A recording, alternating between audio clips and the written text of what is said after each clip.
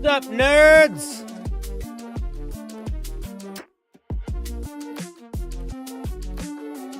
Boom!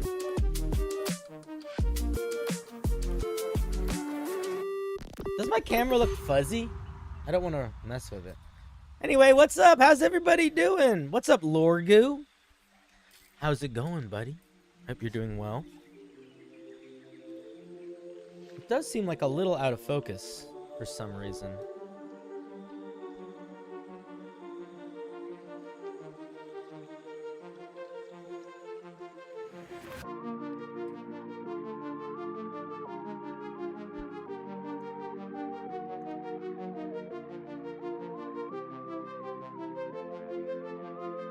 Okay, hopefully that figured it out. We'll see.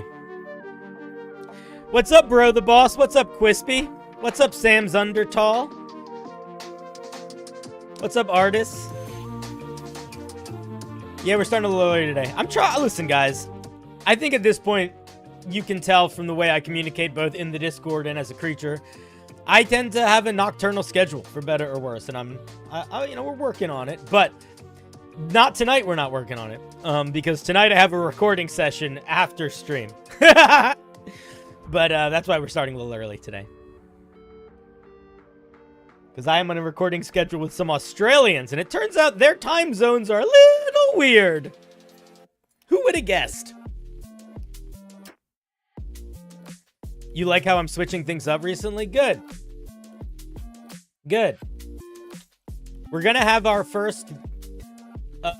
basically, the nutshell of what I'm trying to do with my live stream shows, at least, is to move more towards the direction of every stream we review a little homebrew, but then we do like an activity together. So yesterday we reviewed a little homebrew and then we did speed brewing. And I think that's more fun for me, at least right now in my existence. But we're still going to have the weekly member review. And I think we're going to have a giant open wheel homebrew review either once a month or once every 2 weeks. But yeah, I got to, I'm trying to do more activities. I want to do activities.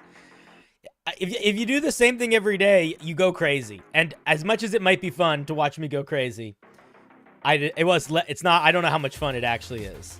Or sustainable. But yeah, we're starting early today. What's up, Dice? What's up, Yasakan? How's it going, buddy?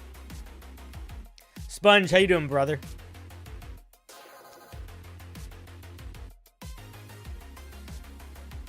Crazy Moose!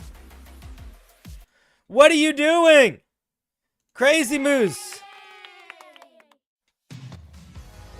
10 subs gifted from Crazy Moose. The man's out of control. He can't stop. He won't stop. Who just got subbed? Let's see. Who just did? Oh, we got new. Dragonus is a sub. Javier is a sub. Saint Ronins is now one. John in Pixels. Aaroninian. Aidenus. Indicube. Austin. It's Unima. Oh my goodness. Oh my goodness. Oh my goodness. Jesus Christ, man. You gonna start off like that? You gonna start us that heavy hitting? You're just gonna hit the daily goal? You're just gonna hit the daily goal before we even start the stream? Is that what you're doing to me? You madman? You're out of control. I can't control him. You can't control him. I don't know if it's nature or nurture. But that was crazy. Hey, Crazy Moose. How's it going, buddy? I appreciate the support. What were we doing? Oh, yeah. Starting stream. Thank you, man. I do appreciate that very much. We are in the vast expanse of the internet. There is so much room for activities. Exactly. And so I have a couple different types of activities that I want to do. But I will tell you guys that in my Discord, I have one in the member section of my Discord, but also in the public one. There's places for people to leave suggestions. And straight up, more than... Like, I read all of those. And more than half of, like, the special activity type streams I've done are just pulled from that. So... I'm trying to think of cool ideas, but if you guys have cool ideas, I like to hear them too. Especially if they're like a challenge that we have to do, you know? Like, let's I don't know what it would be. Make the yellowest monster or whatever. Trivia night. Trivia night's a fun idea. I like the idea of doing trivia night. Trivia night would require a little bit of back-end work, but I don't mind a little bit of back-end work. Hey, that sounded a little bit inappropriate. Anyone know how much a level 20 character would do in one hit? Oh, a level 20 character could do a lot in one hit, but they could also do a little in one hit. It really depends on the level 20 character. You can build a character to be very, very good at doing a lot of damage in one hit, and that's like usually called going Nova. And the easiest way to do that is generally some combination of like Paladin and Warlock, and some other sort of fighter, because you're trying to get a critical hit, and then you're going to smite on that critical hit. And if you have some Warlock in there too, you can Eldritch Smite. So you could actually stack 3 smites on top of each other, because you could have a spell smite that's just ready to go. You can Divine Smite on the hit, but then you can also Eldritch Smite on the hit, all three at the same time. And that would do a lot of damage in one hit. But I don't know what it would be on average. Because then the other thing that you'd have to say is, like, how much damage does a Druid do on average on one hit? I don't know. Like 12, maybe? But they could also turn into any animal they want and, you know, make trees come alive and eat you. So it's hard to judge. How much damage is... Where does the damage come from, you know? But I would say if I was going to try to do the most damage in one hit, it would be some combination of Paladin, Warlock, probably. Or maybe Rogue something. I think Paladin smite damage does more than Rogue sneak attack damage, assuming that everyone has all of their resources. But Paladins run out of smites, and Rogues do not run out of sneak attacks. That being said, if you're just doing one big hit, it doesn't really matter, right? You don't really need to think about resources then. I think Rogues probably can consistently do the most damage in one hit because they can just sneak attack forever. But if you don't need it to be consistent, if it's just like a big fight, Paladin.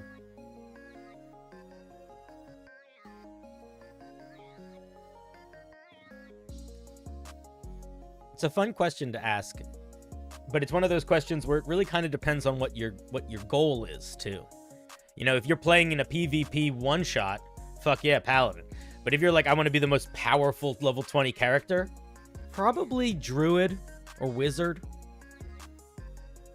A level 20 Druid is hard to beat in terms of power because they can wild shape infinitely. And depending on what sort of Druid you are, that's insane.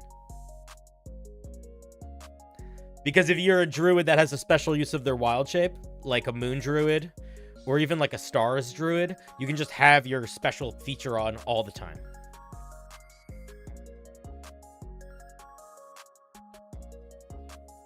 Your DM limits Rogue sneak attack to once per round instead of once per turn. It's a huge nerf. I think it could be a huge nerf depending on how tactical a player you want to be. I have a player who's a rogue that they would not notice that I made that rule because they never think about sneak attacking outside of their turn. But I also have another player that if they were a rogue, they would be really annoyed if I made that because that would be what they would be thinking about 80% of the time because they're like very tactical. Cinder, do your players would be okay? Do you think your players would be okay with a secret true ending for a campaign like in a video game? If the DM were to tell you you missed it, would you be mad? Yeah, I think that's a bad idea. That's sort of like, then what's the point? Here's the thing, bro. Here's a good way to think about it, bro, the boss. Something that I say to D&D players a lot of the time is that any secret that your character has that doesn't become revealed to the party was not in the campaign. I would say the exact same thing to you. If you had a secret real ending and it didn't happen, that secret real ending wasn't the real ending. It was something you imagined. The real ending is the one that happened, and it's the only one that matters. Because the only experience that matters in telling a D&D story is the one at the table. That's what I would say to that. If a dungeon master said that to me, I would be really annoyed with them, and I probably would and quite honestly, I would either question whether or not I was going to be in a campaign with them again, or if I was confident I wanted to play in a campaign with them again, like if they were a good friend of mine, I would give them very direct feedback that was not fun, and it made the end of the campaign feel very diminished as a player, and that if I was going to play with them in the future, I wouldn't want them to do anything like that. I would want the game to be the story.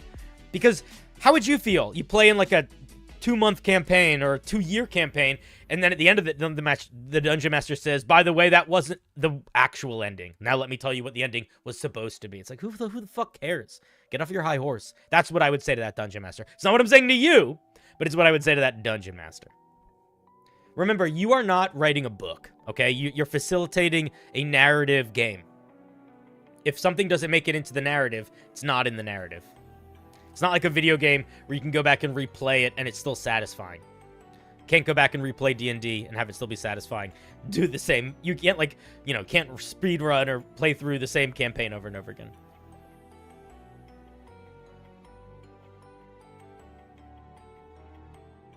Yeah, you really want your ending to be able to change depending on your dungeon master, or depending on your players. I'm going to tell you what. We're going to start reviewing Homebrew in like 2 minutes, but when I am making a campaign, I don't plan an ending. I plan a conflict, and I work with my players to get their characters involved in that conflict. But the ending is unknown. The only ending that I have planned is the ending of what would happen if the players were not there and the bad guys just got to do whatever they wanted. That's the only ending I'm confident in.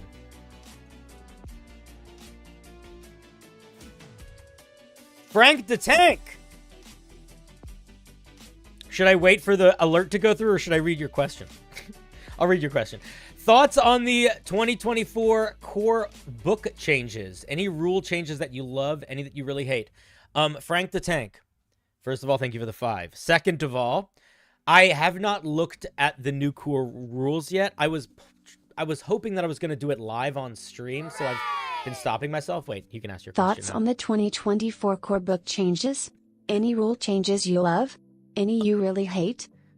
So I haven't actually looked at any of the official stuff yet, but from the Unearthed Arcana of the new D&D books that were coming out, I was really into all the changes with the Monk and the Barbarian. I thought all of those changes looked real good.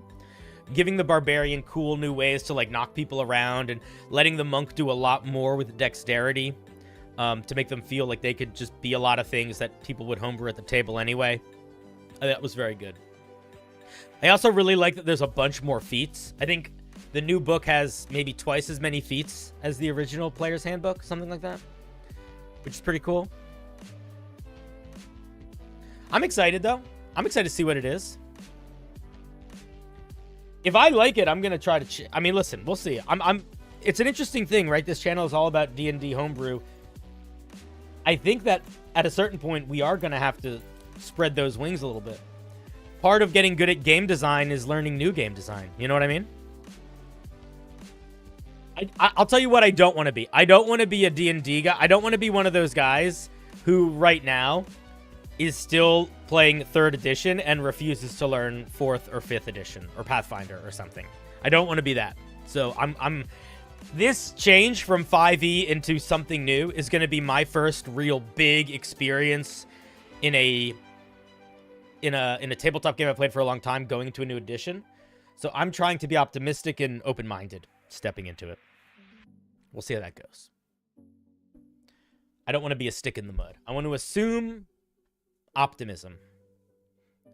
I'm good, Walrus. How you doing, buddy? Change is scary, but it's also exciting. If nothing ever changed, there'd be a lot of dirty diapers out there. You know? You guys want to see what homebrew we have to look at today?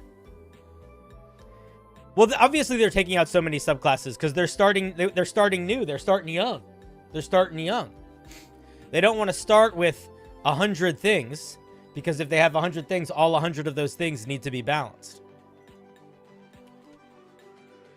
Think about it like this.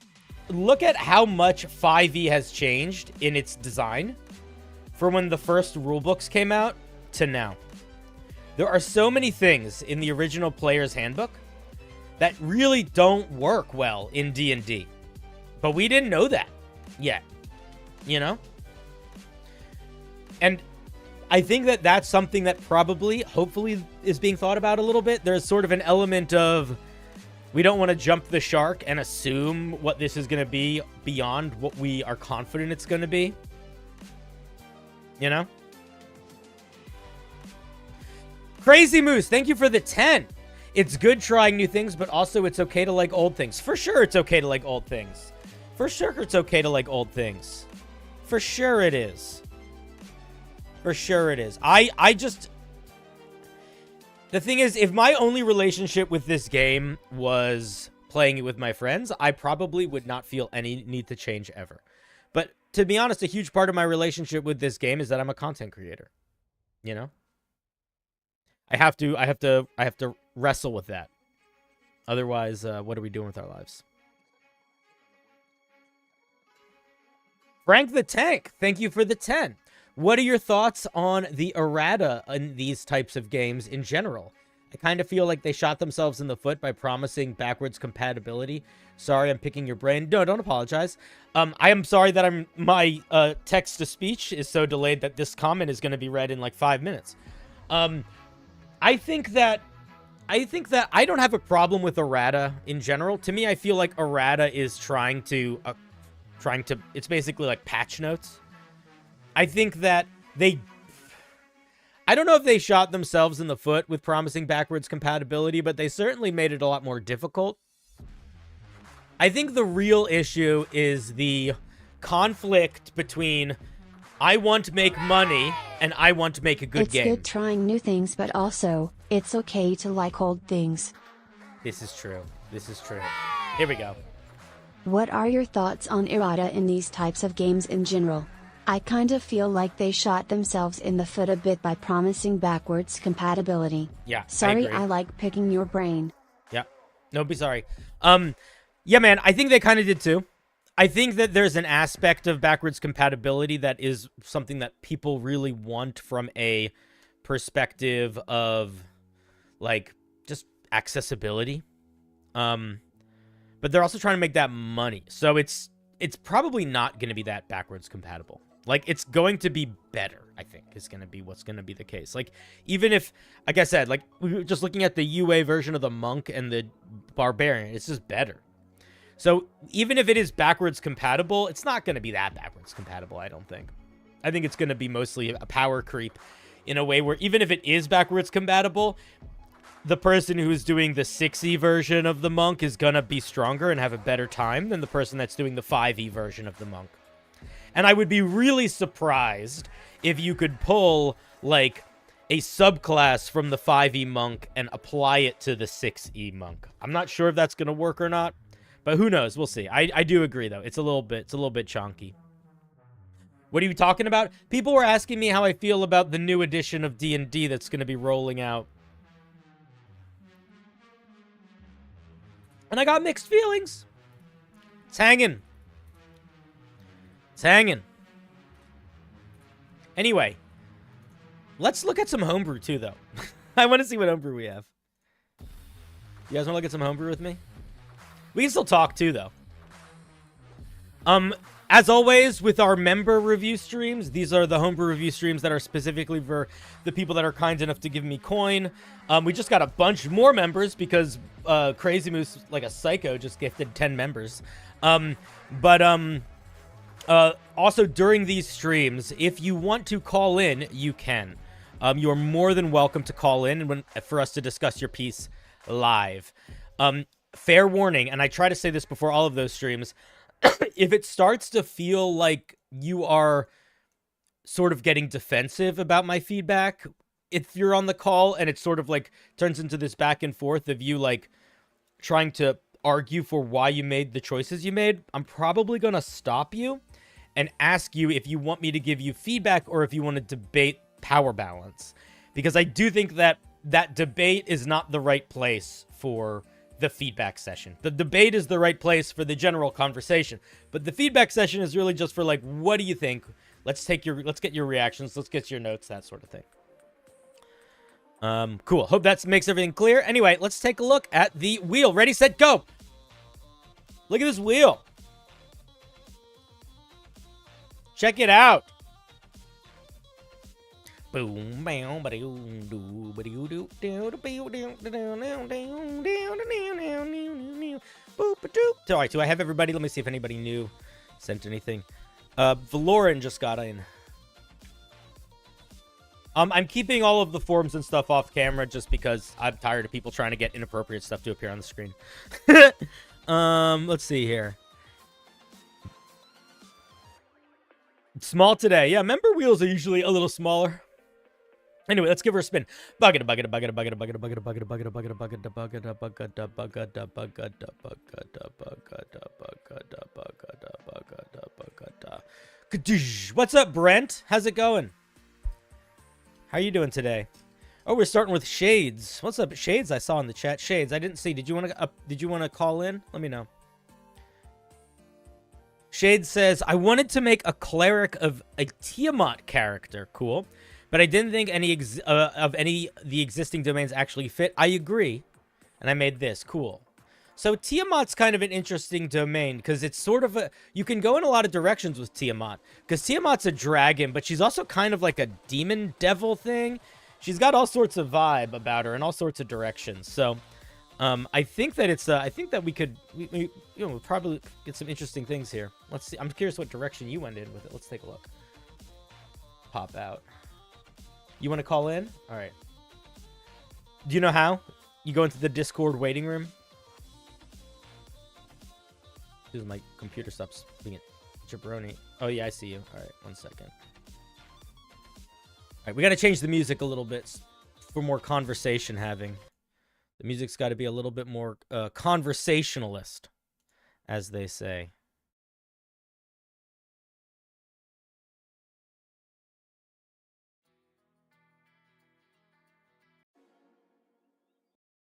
Where is this?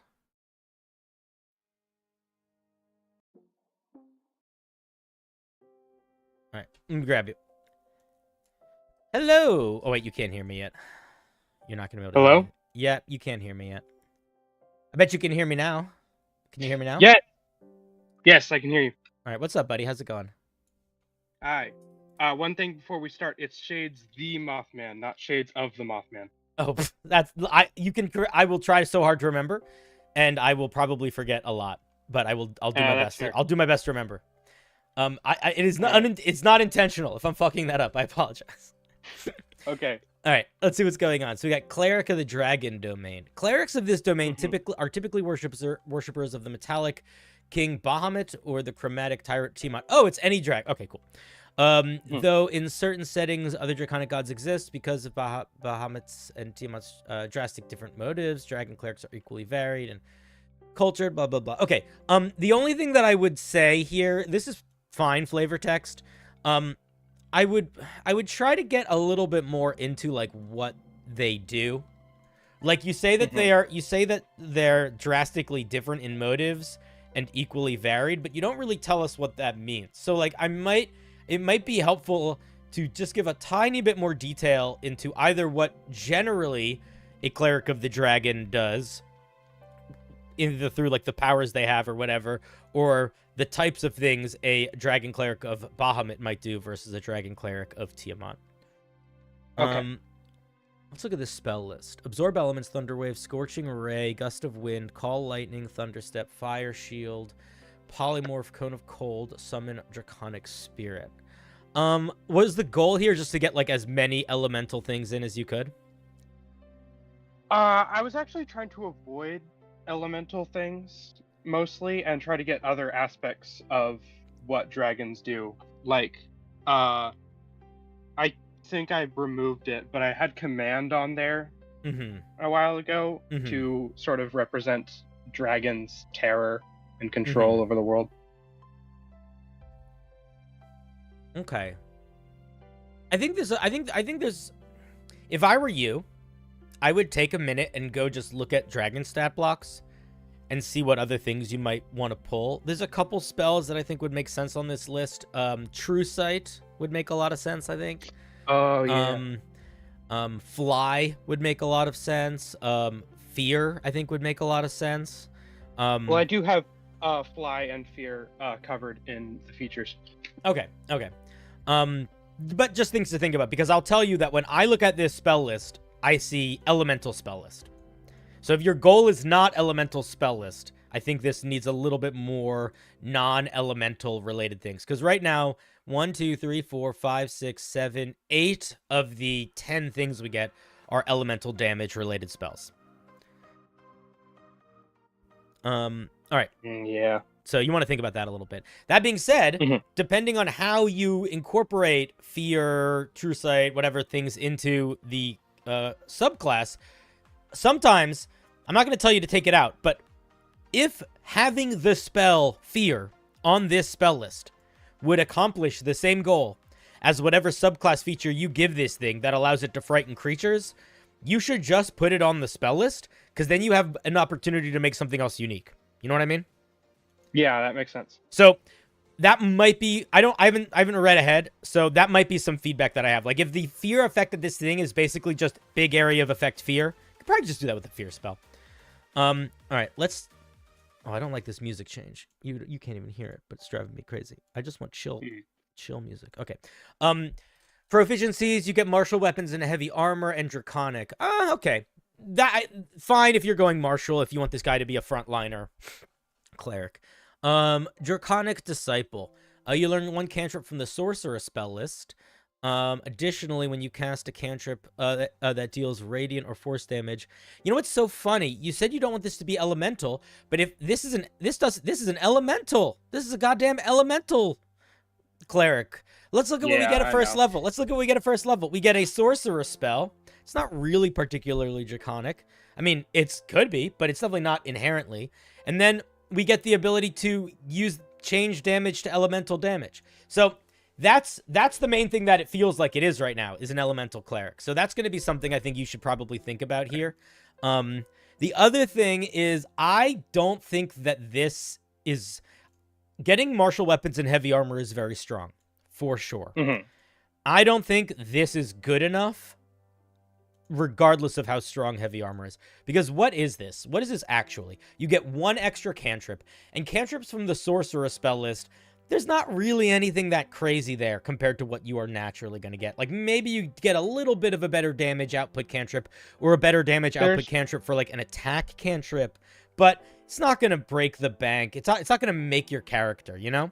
And you're changing damage from radiant and force damage, which are unquestionably the two strongest damage types, to ones that are weaker. So it's like, yeah, there's good flavor here. This is a little bit of, like, situational power if you're fighting something that is vulnerable to one of these things, or in the very rare circumstance, you're fighting something that's resistant to radiant or force damage. But generally speaking, this is a flavor feature and almost a downgrade. So I think that you should reevaluate the power level here and maybe ask yourself if the best way to represent a draconic cleric at level 1 is a sorcerer cantrip. I just don't. I'm not convinced of that. Yeah. This, the level 1 features are almost kind of filler. Okay. Like, I thought that the other features, I felt like, got the vibe of the dragon down pretty well, regardless of if they're mechanically strong and fun.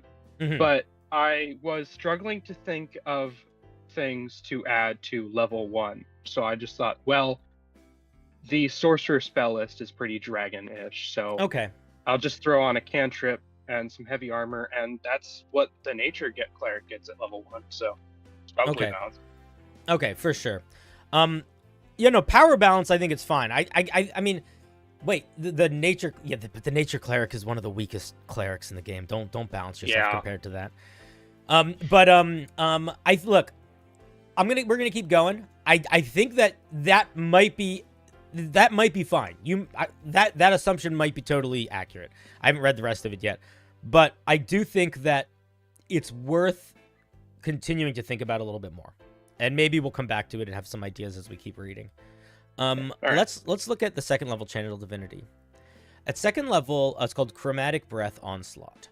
At second level, use your Channel Divinity to release a wave of destructive elemental force in much the same way a dragon would. As an action, you present your holy symbol, and a barrage of chromatic energy exudes in either a 30-foot cone or a 60-foot by 5-foot wide line. I like the options. Choose any number of creatures in that area and choose a damage type for each creature. Wait, what? Why? Each chosen creature in that area must make a dexterity saving throw. So it's not... What? Okay. So why are you picking creatures if it's... So it's area effect, but you're also picking creatures inside of it? Okay, that's for 2 reasons. Yeah, sure. First is you can pick only enemies and leave your allies unaffected, which might be too strong.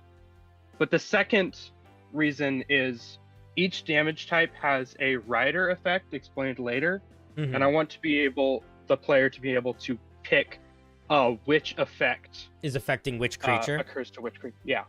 because I think that's just like a really cool image. That is in a my head. really cool image. I'm concerned that that is going to be too powerful depending on what the effects here are. Because you are essentially taking a very powerful feature, which is a big AoE damage. You are taking away the only downside of it, so it's much stronger because you can choose the targets. Now, not only can you choose the targets, you're taking away any other downside because you are getting not just to pick the damage type for each target, but also individual debuffs. So that, I would say, probably bumps this to a higher power level than a channel divinity should be. That doesn't mean you couldn't get access to something like that later, but you don't want a channel divinity at second level to be that much stronger than a second level spell. It can scale. You want it to grow with you, but it should be somewhere in power level between a second level spell and a third level spell at second level. And this is just shockingly bigger than that. This, I would say, is closer to a fourth level spell in power. Probably, maybe higher, depending on what the features do. So it's just something to think about. But that's an easy solve, right? You just take away the ability to choose the creatures and take away the ability to choose the different types at this level. You pick. I'm doing a big acid breath. Everybody in this is affected by it. Just treat it like a normal AoE effect. Or if you are more interested in the idea that you can pick the targets, drop the extra aspect element right now. Maybe have that be something that comes in at a higher level, but have it just be the damage here. Okay, so each creature has to do all that stuff. They take a dex save or they take some damage. 2d10 plus your cleric level. Yeah, like also like this is very similar to the channel divinity that the light cleric gets. I don't know if you've checked that out. Yeah, I was comparing it to that. But like, let's look at what the light cleric does. The light cleric is, let's see, it's It also doesn't target non-hostile creatures. This is true, but you're missing a pretty key element here. You don't have any control over the shape of it, and you don't have any control over the damage, and it just does damage. Nothing else. Doesn't blind them, doesn't slow them. Maybe it does blind them? Yeah, but would you argue Dispel Darkness has the same power as reducing a creature's AC? Or making their movement speed 0? Because I would say no. I would say no. In most situations, no. I would say in most situations to the point that it doesn't matter. Because in the situation where it does matter, it's almost like the Dungeon Master opted to have it happen for you. So, so yeah, like even just on that alone, like you gotta play with that. So let's see what the effects are. Acid, the AC is reduced. Cold, their movement speed is reduced. Fire, they take more fire damage. And it has to use its action to douse the flame. That's really strong. Creature cannot take reactions. That's okay. Poison, that's okay. The fire one is probably the strongest, assuming that creatures are going to be... Or the AC one is probably generally the strongest. The fire one is going to be powerful just because it's going to eat a creature's action to remove it, which is not a bad thing, but just something to think about. On that, it requires its action to remove it, but it doesn't have to because it is only an extra 1d10 fire damage once. Oh, it's only once. Then just have it happen once and don't worry about that, because the language here makes me feel like it's going to keep going if I don't turn it off. Because every other time that you mention an action to put out fire in anything mechanical in D&D, it implies that if you don't, it's going to keep going. Okay. So I think you could probably just cut that language out. At the end of its next turn, it takes an additional 1d10 fire damage. You could even say, at the end of its next turn, it takes an additional 1d10 fire damage unless it is in water or something beforehand. You could, like, put that language in that way. But I think you just put it in flat. Yeah, so here's my thought. I think you have to ask yourself a question. What do you care about the most with this feature? Is it the damage? Is it the debuff effects? And I think if it's the damage, you basically keep it as is, cut the whole unusual secondary part out, and maybe lower the damage to 2d8 to make up for the fact that you are getting to pick the damage type. Maybe. But also, if you really like the extra effects here, and that is what you are more interested in, then I think you got to lower the damage even more, and drop the element of picking which damage per which creature. Right. Yeah. But I think it's a cool idea. I like the idea of using breath attack in a way that does extra effects. I think that's good. Let's look at the 6th level channel divinity. At 6th level, you can use your channel divinity to conjure the spectral image of a dragon to shock and terrify onlookers. As an action, you can conjure this image around yourself and exude an aura of fear to a distance of 60 feet. For 1 minute, each hostile creature that starts its turn in this aura has to make a wisdom save or be frightened until the aura ends or it takes damage. Creature that succeeds on the saving throw or takes damage while frightened in this way is immune. I feel like this is a little too powerful. Doesn't this... So that... Aren't there some... That is because... Aren't there some things that get this at, like, much higher level? That is because it is copied from the Draconic Sorcerer's 18th level ability, but that one is limitless use. You can choose from... You can choose from Charmed or Frightened. And a couple other things I think I removed, but I forget them. It's not unlimited use. It's not unlimited use. No. It costs 5 sorcery points. So it costs a quarter of your sorcery points every time you use it. Oh, I was treating it as unlimited use. That's my bad. Yeah, so I think you just got to put something... I'll tell you what, man. You know what does a great solve for this? Giving them the fear spell. Straight up. Straight up. I was thinking that when you said straight up. Earlier. You got room for something else here. I noticed that I wanna make a suggestion here. I want to suggest that you don't make the 6th level feature necessarily have to be a new channel divinity. Some clerics get them, some clerics don't. I don't know if we need it here. I think that you probably could find, like, if I were you, I might play the game of, if I was a cleric of a dragon, not in D&D, just in the real world, and that dragon bestowed some boons upon me that just, like, passively changed me, what would they do? Like, what sort of powers would that what sort of powers would I passively have existing that a dragon would give me if I was worshiping it? I don't know what that answer is going to be exactly, but I feel like that might be a good way to think about this 6th level feature, either in terms of you having some passive benefits or some things that you could do, like wisdom modifier times per day or proficiency bonus times per day. Something that you have a little bit more access to than channel divinity. I don't hate getting 2 channel divinities, but I'll tell you where my head goes. When I see 2 channel divinities, and I feel this way about the light cleric, I see a subclass that's very, very, very resource dependent up until it gets to, like, much higher levels. And unless a player is very intentionally leaning into their spell list to uplift the source of that subclass, it can be kind of hard to, like, feel like you really get to feel like a unique version of a cleric. Like a light cleric that doesn't really shoot fire spells all the time just kind of feels like a cleric that can occasionally be more defensive. It doesn't, you know what I mean? And I wanna, if you can avoid that, I think it's worth it. Especially because we are going in the direction of the 1st level features of them being sort of generalist dragon powers. Like, these aren't going to be the passive feature that sells the dragon. They're going to help uplift it, but they're not going to be what sells it.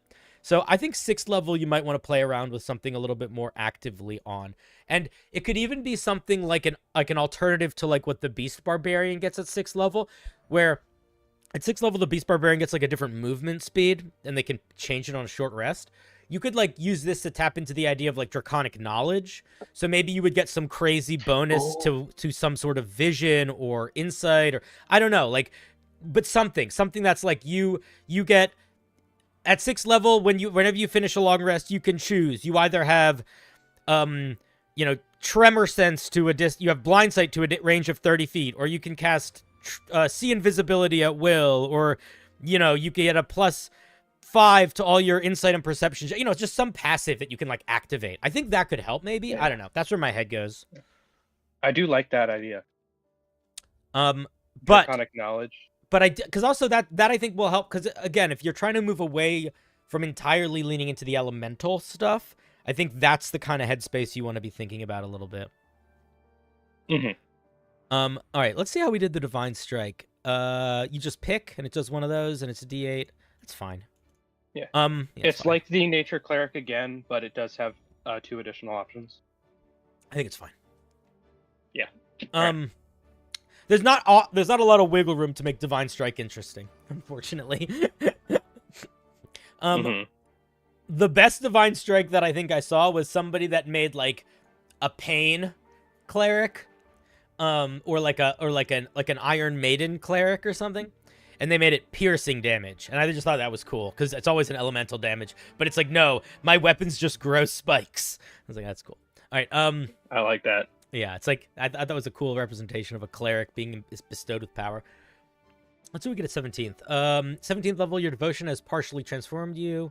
It's a bonus action. You can unfurl spectral wings, carry you aloft. You get a fly speed to walking speed. And when you use your chromatic breath, you can increase the area effect to be a 60-foot cone or a 10 or a 120-foot line. Okay. 2 thoughts. Thought 1, I don't love having to wait this long for a fly speed. That being said, if I am going to have to wait this long for a fly speed, I think you make it faster than your walking speed. I think it's if you're going 17 levels of cleric without being able to fly, give them dragons fly so fast. It's not going to ruin it if you have a 60-foot fly speed. I think it's going to be fine. So think about that. Okay. If you're going to keep it this late in the game. And then I think the chromatic breath onslaught is probably fine. I like it. I think it makes sense. I also think that, again, depending on what you are more interested in, whether it is damage or like a negative downsides, you have space to like play with that here. So like, for example, I don't think you should do this specifically, but you could, for example, say when you use your chromatic breath, you could choose to double the damage or do this other effect. Something like that. You know, like give them a little bit of flexibility there if that's the kind of thing you're interested in. Like, let's say you go with the chromatic breath that gets these extra effects. You could opt to not do one to do some big damage bonus on top of that. Might be interesting. Overall, though, I think it's pretty interesting. I think, though, again, I want to push back a little bit, and I think that you are not taking full advantage of your spell list enough. And I think it is going to be worth a little bit of going through these, deciding which ones you think are the best for representing dragons specifically, and which ones could maybe go. And within those ones that could go, trying to find the things that would sell the idea of a dragon a little bit more. Let me tell you, like, a couple other things that I think might work well for a dragon. I think Legend Lore is a good spell for a dragon subclass. You know, these ancient creatures of, like, hidden mystery and stuff like that.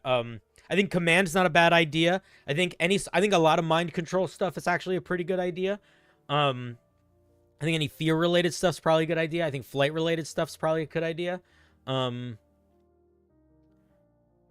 if you don't put, like, Sight Beyond Sight into the subclass, I think it goes here, too. Because most dragons get, like, even just the fact that every dragon has a legendary action where it can make a perception check. Like, that implies something about dragons, you know?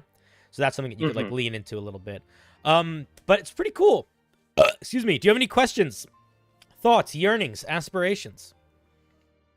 I don't think so. One is, do you have any ideas on ways I can express dragons better in the first level? I think that there's 2 ways to go about it. You could go in it through power, or you could go in through RP, or rather, like, combat power or RP power. What if, hear me out, what if you got martial weapons, heavy weapons, martial armor, heavy weapons, speak and read Draconic, and you get a cantrip of the sorcerer's spell list, and you can change the damage types or whatever.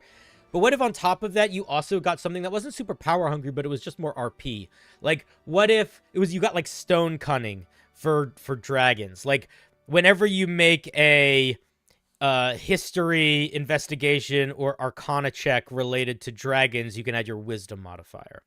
Or, like, you know, whenever you make or tie it to you being more draconic, where it could be like, Whenever you make a intimidation check, you can add your wisdom modifier because it's like you have the presence of the dragon. I don't know, something like that. That's where I might go. Play in the space of like getting unique bonuses that aren't going to be super cheesy if you multi-class, but are going to help sell the vision of a dragon. Something like that. Mhm. Because I don't think it needs to be power. I think tying it in a ribbon way would be good. Because I agree that I think you want your chromatic breath onslaught to be powerful. And I don't want it to have to be too... The more powerful you make the first level feature, the more you have to like think about that. So I think honestly, go in the direction of like dwarven stone cunning, but just make it dragon stuff. Anytime you make an intelligence check related to dragons, you can add your wisdom modifier. It's just gonna make you good at everything dragon related in a way that will help sell the fiction, I think, of the guy. Okay. Maybe something like that. If you could probably go bigger than it just being affected by I don't know. That's where my head goes. I do like that idea. Somebody said expertise in perception at level 1. I also think you could do something like that. You just have to be a little bit conscientious about how much power is that if somebody is not taking this subclass in class, they're just multi-classing into it to get those first level features. So you want to, like, that's why I would encourage against, like, just flat, you can add your wisdom modifier to your charisma rolls or something, because that could get a little hectic. But if you focus it in, I think it could be solid. Although getting 1 expertise could probably be fine. It'd be a little strong, but it'd probably be fine. If I did do the wisdom modifier to charisma rolls, this is a point that I shouldn't do that, but you could multi-class this with the Fey Wanderer and get a plus 10 to all charisma rolls. You know what you could do? You could make it limited use. So don't make it like a all the time thong. Make it like you invoke the dragon spirit. You could even use flavor text of like your eyes flare with the dragon light, and then you can add your wisdom modifier to a intimidation or persuasion check or something, and just make it wisdom modifier times per day or something like that. That could work too. Because that would also make it way, way less. Because that's still a cool multi-class, but that's not a jank multi-class. That's just a cool one. Mm-hmm. Okay, something like that maybe. But I think that's a good idea.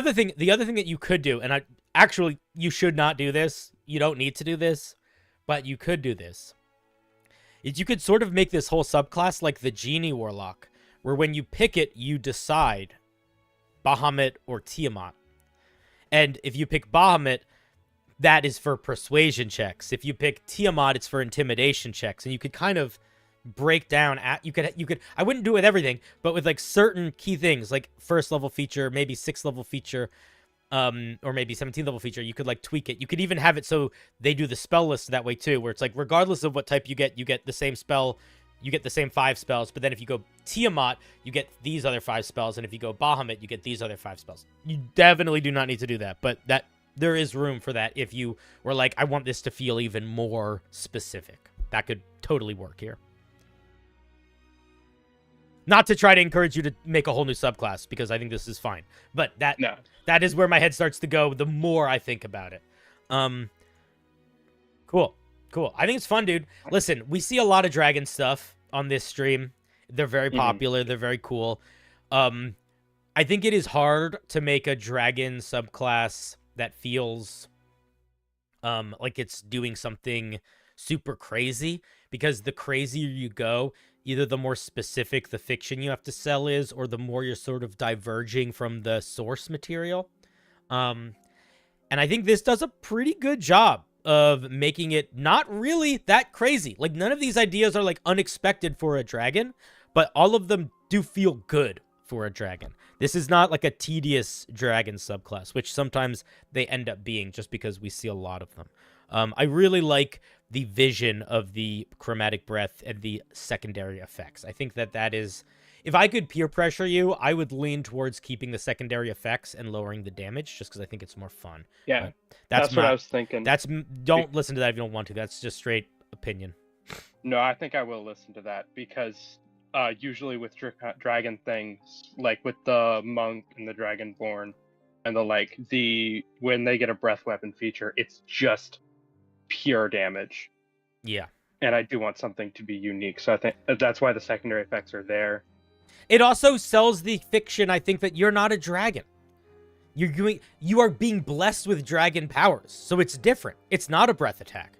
Like, it's just not. You know what I mean? Like, it's summoning the visage of a breath attack. So I think it's also, like, even in the lore of it, it's okay. Because you're not summoning an acid dragon's breath. You are summoning the concept, you know, of acid dragon breath. You know what I mean? Yeah. So I think it's fine. I think it's good. Cool, man. Thank you very much. I appreciate you sharing. Thank you for reviewing. Yeah. All right. Have a good one, buddy. You too. Bye. All right, guys, that was Shade the Mothman. Not shades of the, just shades. I'm learning.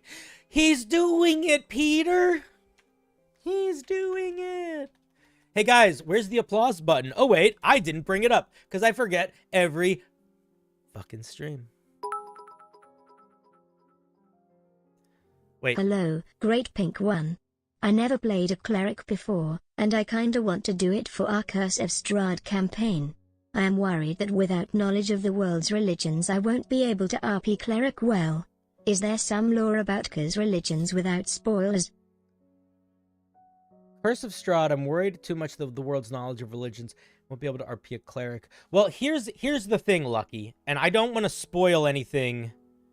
I don't want to spoil too much about... one second. I don't want to spoil too much about Curse of Strahd. But your character doesn't need to be from... Wait, that applaud sucks. There we go. Your character does not need to be from Barovia. In fact, most of the time, your character is not from Barovia. Anyway, thank you for sharing shades. But most of the time, your character is not from Barovia. So you can be from another place. So you don't need... You could just decide what... If you're worried about not knowing what sort of... If you're worried about not knowing what sort of, like, cleric to be, you could always sort of flavor it as, like... just general cleric. You know what I mean? Like, you could worship the light, the light that purifies and banishes the darkness and, you know, fights back against evil. It doesn't need to be something hyper specific. The other thing is, if you're super worried about it, just talk to your DM about it. Your DM said that religions are fake. I don't know what that means. Like, does that mean your DM is not allowing you to have gods in your fantasy world? That might be another thing, because I would argue that religions are real both in our world and in D&D world, but in D&D world, like, gods are, like, unquestionably real, and there's nothing that says they aren't real in Barovia. So I don't know exactly with that one, but I would say the main thing, the most important thing, is just make sure that you are on the same page with your Dungeon Master about how the gods manifest in the world. Also, we got some new people on the wheel. Lovely. And work with them on it.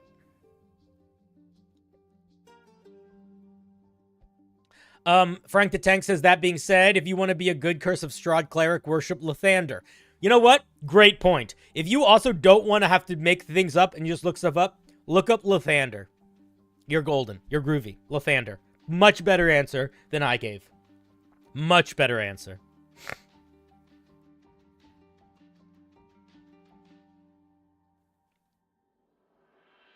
Is your DM trying to allude to the idea that gods aren't inherently gods, instead siphon power from worship?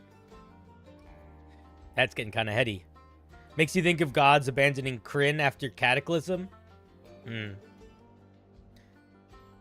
Let's spin again. Dude, the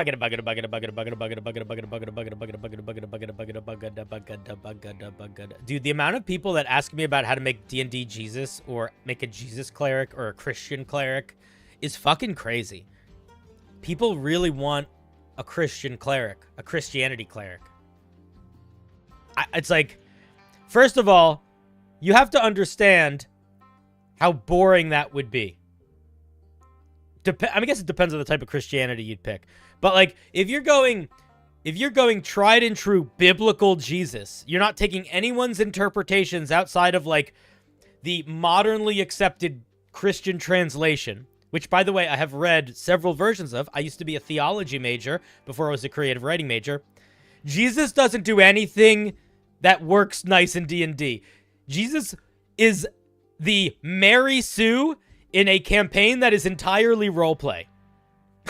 Okay? Jesus is the main character in a campaign where every player looks to them and be like, what do we do? And they say, well, I got a new power that solves this problem.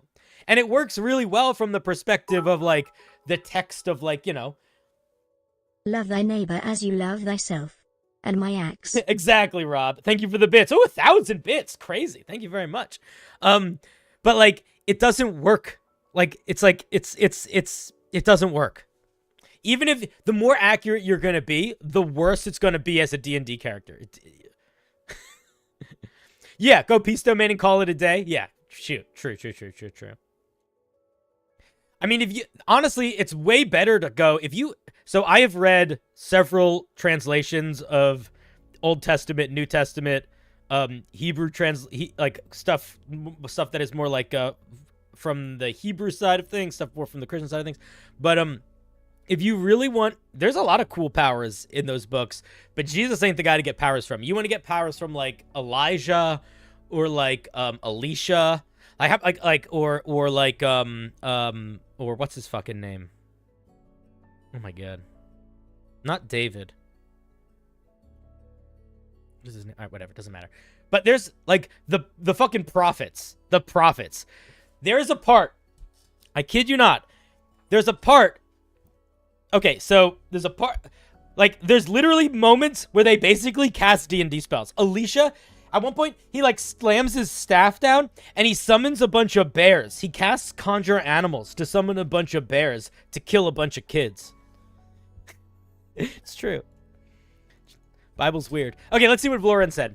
Hey, Cinder, I whipped this up a few days ago because I like the idea of moon magic, but was disappointed that no subclass uses the idea of lunacy. There is a lunar sorcerer, where older cultures believed that looking at the moon drove you insane. Oh, that's an interesting take on it. Vlorin, I see you're in the chat. Did you want to call in? You did. Let me grab you. Hello, how's it going? Hello? Hey. Hello. Hello. How's it going? Very well. How are you? I'm good. All right, here we go. We got wait, is this oh, it's a staff. Yeah, it's a magic item. Fuck yeah, dude. Cool. What is the art from? So I credited is this like artist. is this like a video? Is it a video game or what is it from? It looks like a magic card. Not a magic card, like a Yu-Gi-Oh card. I think it's a person.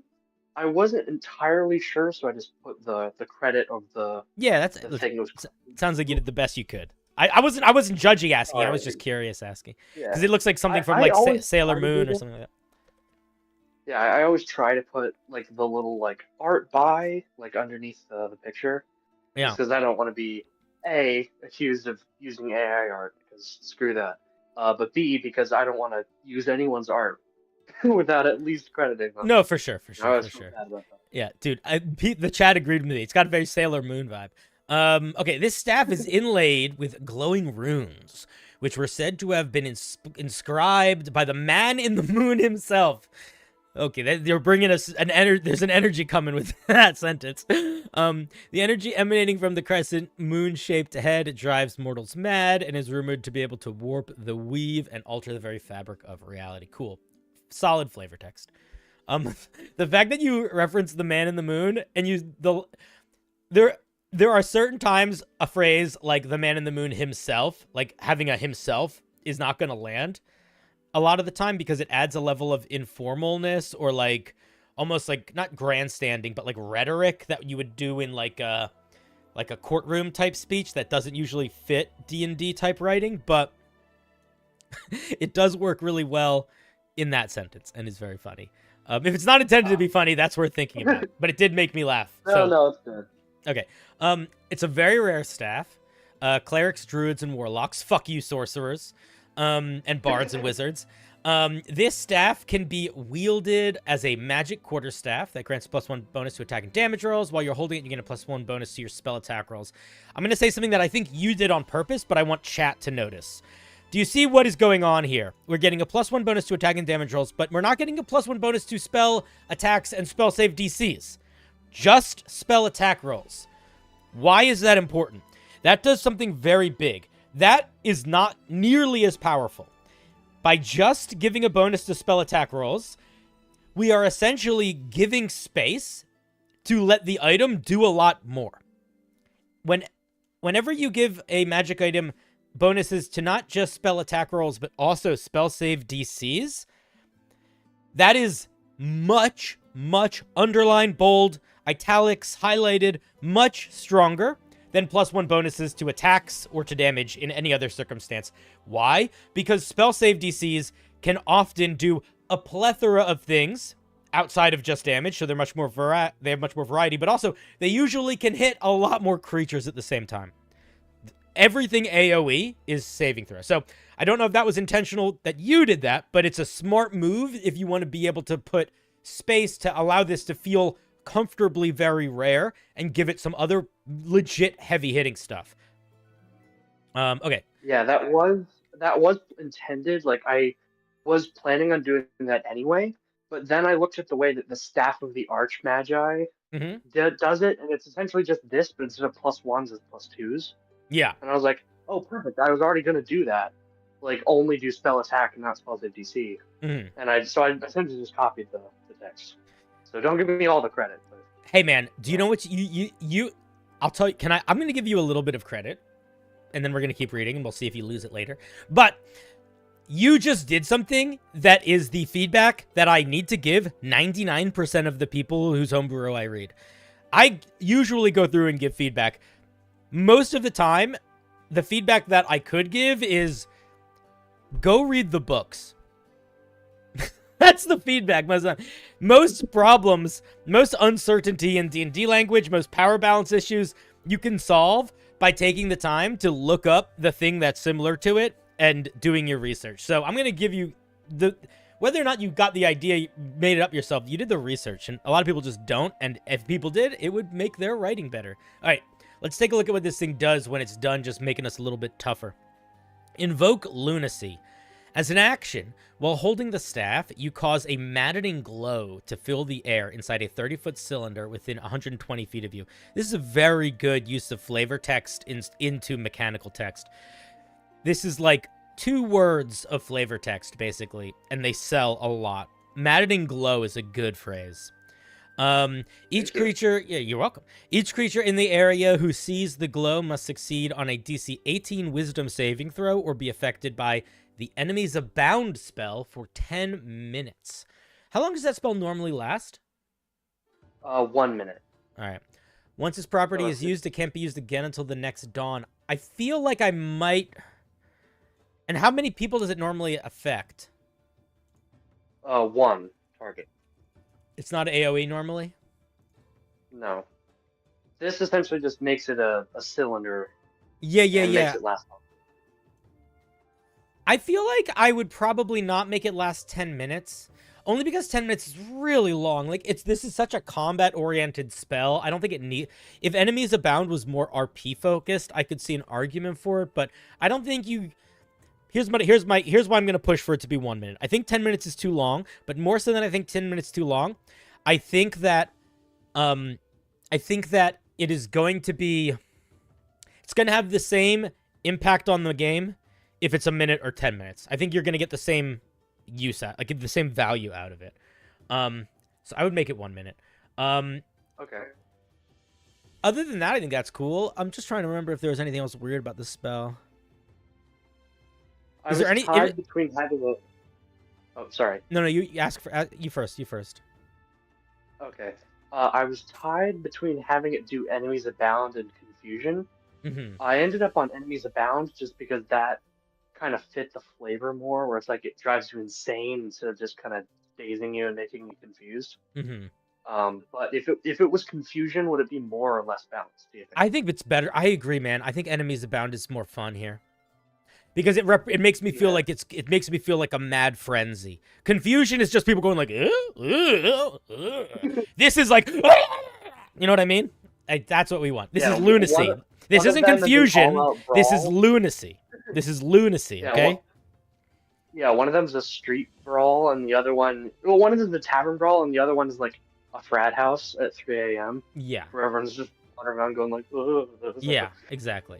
So make it a minute. Other than that, I might play, this is not a huge deal, but I might lower the DC to 17. 18 feels a little high just because of how powerful it is, but it's probably fine.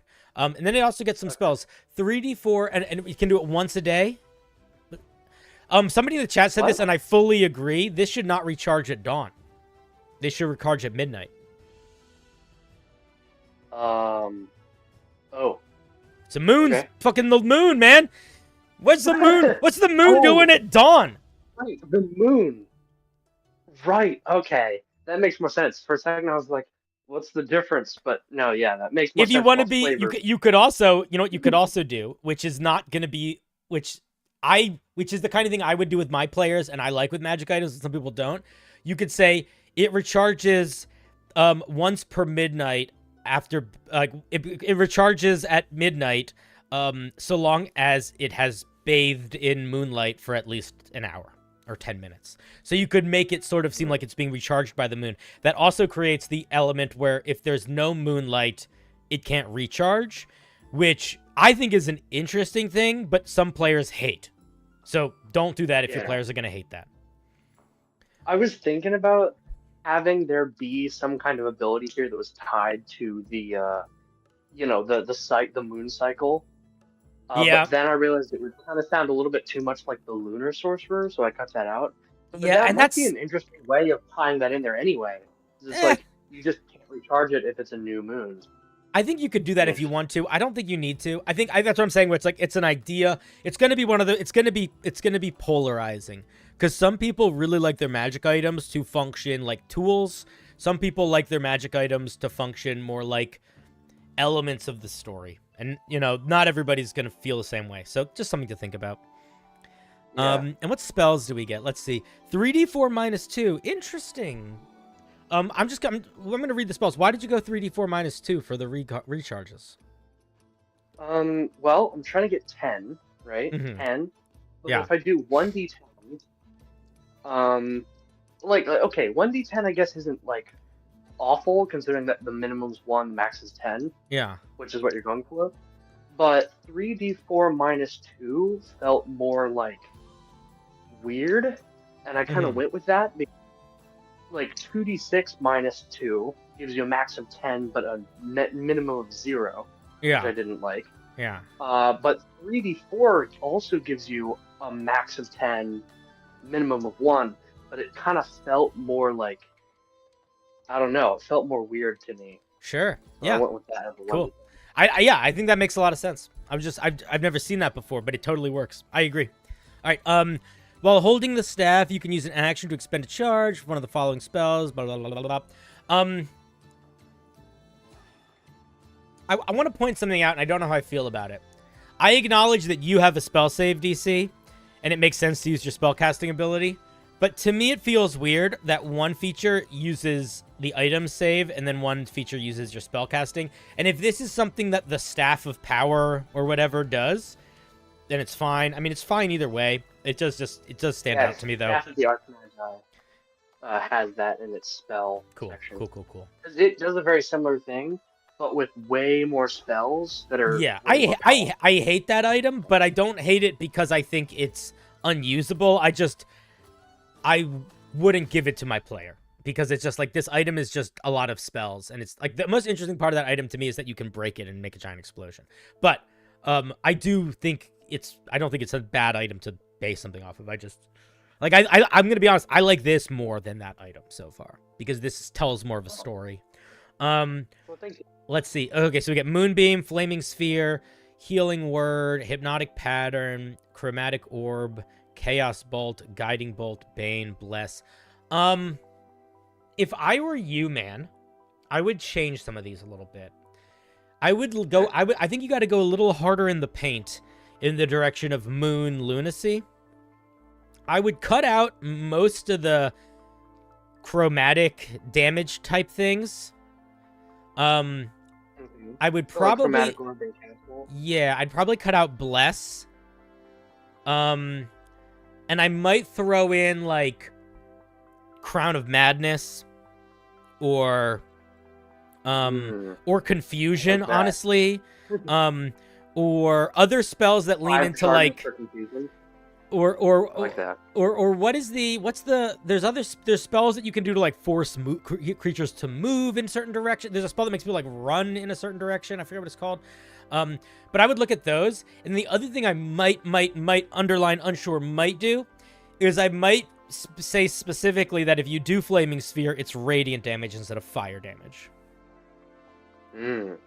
That I was thinking about that while I was doing it, but then I also figured like if I did have it do radiant damage, it would be like a whole nother section, and it might like start to become a little bit too confusing. Yeah. When you have like 3 different sections for spells. Yeah, I think the tricky thing is not needing another section. It's figuring out how to get that phrase in there, because normally you would put that phrase in there in some parentheses after the spell, but you need to use those parentheses after the spell to say how many charges it uses. So the question is how to get it mechanically on that page so it looks nice. It's not the end of the world. People are suggesting other... Oh, yeah, I can share the link, sorry. People are suggesting other ideas of good spells that I think... Dissonant Whispers, I think, would make a lot of sense. Fear, Lucky Bamber also suggested, would make a lot of sense. Lean into the lunacy element, I think, is the main feedback on terms of the spell list. But those are my main thoughts, man. Do you have any questions, concerns, feelings, yearnings, aspirations? Nope. Thank you so much for taking the time to analyze my thing. Cool. Yeah, dude. Thank you for sharing. I decided to go magic item this time instead of subclass or like race, because those are, given the last couple times I've submitted it, I think I need to like reevaluate my approach to those. So I'm just gonna do magic items for a little bit. I like do you feel like you've been? Well, let's talk about that for a second before I hang up on you. Is that because they've been a little OP? Or I've interpreted them as a little OP? Yeah. I mean, that, but then also, like, they're a little too complicated, and I feel like I need to figure out a way to make them simpler and also less like, numbers going up. Like, I want them to be able to convey my fiction while also not being busted. Can I make a suggestion? Sure. If you feel like it's easier for you to figure out interesting mechanics that don't do that in magic items right now, because this magic item, I think, does have fiction to it. Like, it doesn't really just feel like a random magic item. It feels like there's an element of a story to it. If that feels easier for you, what I would do if I were you, and this is something that I used to do when I was doing creative writing in general, after you make a magic item that you feel like does a good job of doing that, look at the magic item for inspiration for a subclass. Like, let's take this magic item, for example. If you were going to make a new moon-themed sorcerer or warlock or cleric, and it would not get access to this magic item, but this magic item and its mechanics were the inspiration for it, that's not a... You'd have to change stuff a little bit, but that's not a bad starting place. You know what I mean?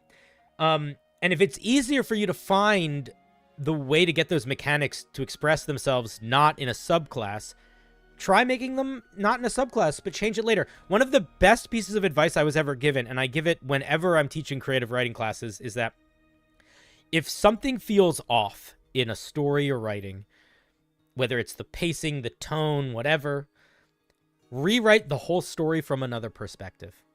So often, you will write a story from the first-person perspective, and if you change it to being in the third-person perspective, or even the second-person perspective, or change it from the present tense to the past tense, kind of makes it work in a way that didn't work before. And I think the same is true for D&D Homebrew. Oftentimes, we have ideas that express themselves really naturally, whether through our ability to express them, or just, you know, whatever our comfort zone is as creators. We're better at expressing them one way than we are another, But that doesn't mean we can't use that and change it into another. And sometimes changing it into the other, it makes it better. Like, I had this one student who was much better at writing stories from the first person perspective in terms of literally their ability to get words on the page. But God, they were so much better at writing when they wrote from the third person because they were too in their own head as people, and it like came out in the writing in a way that was annoying when they were writing from the first person. But when they were writing from the third person, it became very like, it felt more descriptive in a way that didn't feel obnoxious. You know what I mean? So like that might be a thing to think about for your general moving forward with design. Like if you felt like this was an easier thing to put together than a subclass, it might just be easier for you to put these together right now. But that doesn't mean they can't directly apply to your own subclass creation or larger things you're working on, you know? True. And it's also fun because magic items are by their nature just take less time to create than subclasses. Because with subclass you have to make like, multiple different, powers at multiple different levels. It's more it's more work. It's just more work. It's just more work. Yeah. Yeah. So because I can make more magic items, then that could allow me to throw some paint, like just throw some random stuff at the wall, see what sticks. Yeah. See what I'm actually interested in making a whole subclass off of, instead of getting like a random like, ooh, I'm gonna make a subclass based on this, and then it ends up being sort of not fleshed out in the flavor. Whereas like this way, I can try out multiple different things at once, see what works. Yeah. So what you're describing right now is exactly why I tell people to write subclasses before they write classes. It's the exact same. It's easier to make the smaller thing. And the more smaller things you make, the better you are at making. If you want to become a writer, start writing short stories. You can write a short story a week. If you write a short story a week, you're going to write 52 short stories over a year. Do you have any idea how fucking good at writing you're going to be compared to how good you were before? If you do that, as opposed to if you try to write a book. If you try to write a book over a year, maybe you'll write a book, or maybe you won't, and you're probably not going to be that much better at writing. So it's like, it's almost like, it's one of the, and I, by the way, this whole show, I don't see this show as like the goal. Like me saying good job is not the goal. This show is exactly that. It's for the mesh. It's for the I'm writing a short story a week. It's for the I am learning how to do this so that when I make the thing that I need to make, that I want to make, that I'm building towards making, I have the tools to do it, Yeah. Yeah. All right, buddy. Well, listen, I don't want you to feel like you can't write subclasses, though. I will still tear them up if I need to, but that doesn't mean that it's not a good journey to go on, Yeah, no, absolutely. And sometimes the only way that you can really see on the inside of something, see how it truly works, is for it to get torn up first. I mean, you can't look at the inner workings of a machine if you don't disassemble it. This is true. The hard part of that is it just hurts people's feelings if they're not ready for it, and that's not fun. It does. But it is a nature of the game. All right, buddy. Thank you very much for sharing. All right. See you, bud. Yeah, thank you very much for reviewing it. Faux show. Bye. All right, that was Vlorin. Let's give them a little round of applause. Why? Epidemic changed something in its formatting that I don't love. All right, whatever. My main applause noise is not where it used to be, and I can't find it. We have a concert hall applause now instead of a stadium applause. I think it's fine. We'll survive. I'm going to need to pee pretty soon. I might do that right now. I'm going to go pee right now. I may add the new person to the wheel. Who's new? I will be right back. I'm going to try to be fast. Like lightning. And don't be sad, okay? Do you guys, what kind of music do you want to go? What kind of music do you want while I'm away? List the genre of music. Quick. Quick. Quick. List the genre of music. Quick. Quick. List the genre of music. List the genre of music. Fine. You want dubstep? How about do you want like here? I know. How about like do you want like D&D dubstep? Because I have that. Do you want you want D&D dubstep for sure you do. For sure you do. Cinder, you're taking more time to do this than you would have taken to just go pee. What are you doing? Shut the fuck up. That's what I'm doing. Okay, found it. All right, I'll be right back.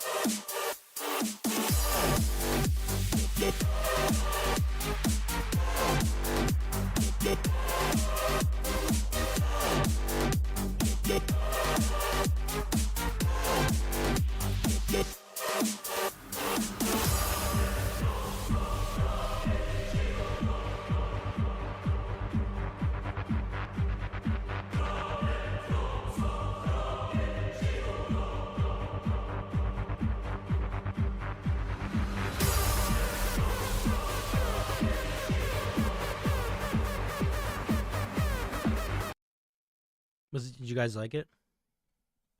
Was it good? Was it good dubstep? I got raided? Who raided me? Quest Junkies! What's up? Quest Junkies! They've made it to my show! Where have they been all my life? Quest Junkies! I must shout you out!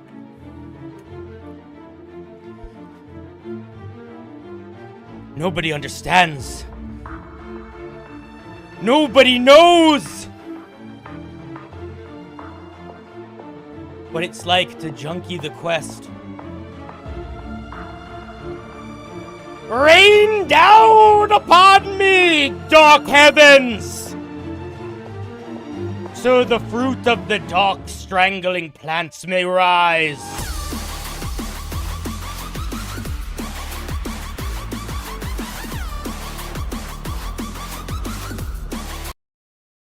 You know what I'm talking about? Anyway, welcome. Thanks for the raid. We're reviewing Homebrew. Ooh, Homebrew. Who would have thought? Who would have thought? Why is this music so bad? Music, be better, please. Come on.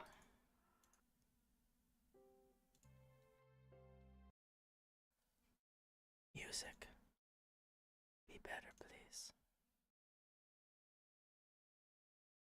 And it refuses to. Here we go. Ooh. Anyway, hi, how's everybody doing? We're reviewing D&D Homebrew from our members. Or as subs, or whatever you call it.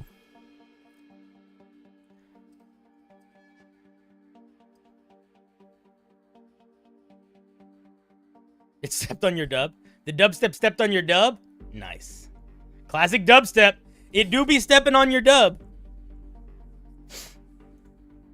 From the cult. Yeah, they are basically the cult, aren't they? Bucket, bucket, bucket, bucket, bucket, bucket, bucket, bucket, bucket, bucket. What do we got? Oh, it's our new. Is it a new? It's the new guy. New guy by a nose. Aidenus. Cool. Fun fact, Aidenus became a member today when they got gifted a membership. Pretty cool. I just want to focus on the 3rd level ability, trim it down, check for balance. Feel free to roast anything else. All right, well, let's take a look at what we're looking at. Also, if you're here and you want to call in, you can. Just let me know. You're going to go into my Discord and go into the stream waiting room. And then I will grab you. This is a Portal Master, Artificer. Ooh, portals are tricky to make work. Here it is in the chat if you guys want to take a look at it. Here's the hard part of portals. Here's the long and the short of the hard part of portals. Is that if you are basing a teleportation subclass off of something that already gets access to spells, you sort of have to contend with the spells that allow for teleportation as a power balance mechanism. You're in the waiting room? Let me grab you. Hello there. How's it going? Good. How's it going? Very, very well. Very well. So we are making an artificer called the Portal Master. That is right. So what is the goal in the nutshell of the Portal Master? Or is it different than what I assume is essentially a guy with a portal gun? You are pretty much correct. My main goal with this class is to make like a tactical support class kind of thing to help with positioning. Sure. Yeah, because it's great when you can just get the paladin to where he needs to be, kind of thing. For sure. All right, let me see what spells we get. First level, we get Jump, Featherfall, Misty Step, Vortex Warp, Blink, Thunderstep, Banishment, Dimension Door, Far Step, Teleport. So you just get all the teleport spells. Is there any teleport spell we don't get? Assuming after 5th level, obviously. But are there any ones that are not on this list? I'm just curious. Not that I can think of. Cool. And, that's going to do a lot of work for us. That does a lot of work for you right here. Yeah. And actually, the I forget. I haven't looked at this one in a long time, but I think it's the 15th level ability. Oh shit! All right, we'll get there when we get there. Let's take a look at the 3rd level. Okay. So this is the one you said you thought you needed the most work on, right? Yes. All right. At 3rd level, you have discovered the secret to creating instantaneous portals in a small area. A portal gun. You have a number of portal charges equal to your proficiency bonus plus your intelligence modifier. All right, so that's going to be roughly 5 at level 3, give or take.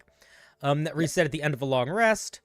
As an action, you can expend 1 portal charge to use the portal gun to create a circular 2-dimensional portal that is 5 feet in diameter and within 10 feet of you on a point that meets the placement requirements. By meets the placement requirements, do you mean that fits on like a 5 foot by 5 foot flat surface? If you scroll down, there are placement requirements that are detailing where portals can fit. That's part of what I want to pare down. Okay, so you should... Okay, let me look at these. So can you just tell me what they are without me reading it? It's basically put it on a flat surface that is like that a 5 foot diameter circle could fit on, or like a relatively flat surface kind of thing. Is there a specific reason why we need all of this language as opposed to just what you just said?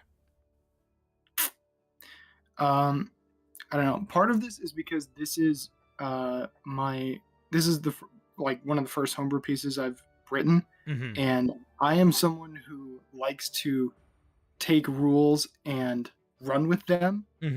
And I feel like this is something that could be very overpowered, and I want to like rein it in a little bit. For sure. But so here's what I would do, because I'm sort of skimming it. So it looks like the portals, like I don't think we need all these words. There's a creature in my room. My spider's not doing his work. I don't know if we need all these words. Okay. I would probably, I want to grab there's a spell called Glyph that we probably could pull language from. Glyph of warding, excuse me. When you cast this spell, inscribe a glyph, blah, blah, blah, blah, blah. It can cover an area no larger than a 10-foot diameter. If the surface or object is moved more than 10 feet away from you cast it, it's broken. So I think you basically can just say that. I think you can say, as an action, pick a spot you can see within 10 feet of you that is a 5-foot surface that is like an empty, relatively flat 5-foot surface, such as a wall, ceiling, or floor. Like I think you just say that. Yeah. That works. Got it. I got it. I'm gonna... I just killed a creature. I murdered something on stream. So that's what I would probably just do that, because I don't know if you need all this language here. Let's see. Okay, so one, you use a point. You put a portal on a flat 2-dimensional surface, 5 feet in diameter, relatively flat. You then create a secondary portal within 30 feet of you on a different point that meets the placement. So it's 1 point for 2 portals? Yeah, it's an action for the first 2 portals, and then another charge for each subsequent portal, basically. Mm-hmm.